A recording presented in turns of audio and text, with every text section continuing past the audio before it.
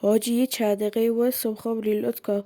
فقط حواستو خیلی جمع کن، چون به خاطر اینی که چون اونجا بالای پله ساختمون یه آدمی اسنایپ دستشه.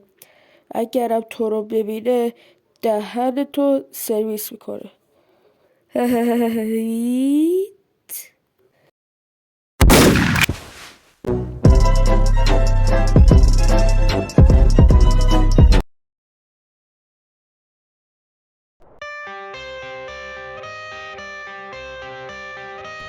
دارم یا سباس هر وقت بهت گفتم بالامت من باید نارنجک رو بندازی تو.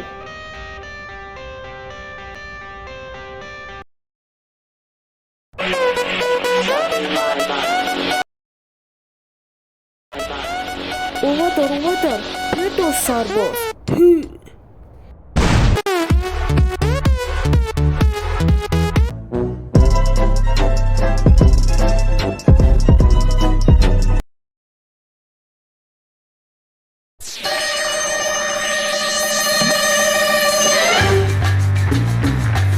خب ببینید آقای جاسود، ما میخوایم از اینجا فرار کنیم.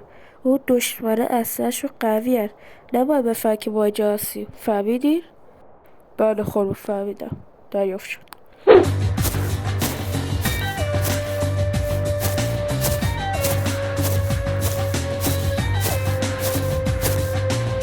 حاجی این اسلحه چقدر خوشگله.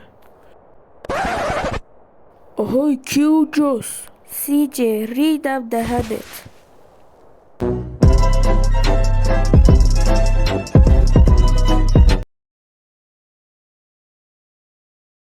بالاخره گیرش آوردم. یکی از دشمنایی که لباس چمن میپوشه، زیر چمن قایم میشه، اونم با یه اسلحه‌اش. باسخوش و تفنگ دوربینی دستش نبود. ها ها ها چقدر نارنجک باحاله. حاجی من دارم این نارنجک رو میکنم روی زمین، هیچ اتفاقی نمیفته.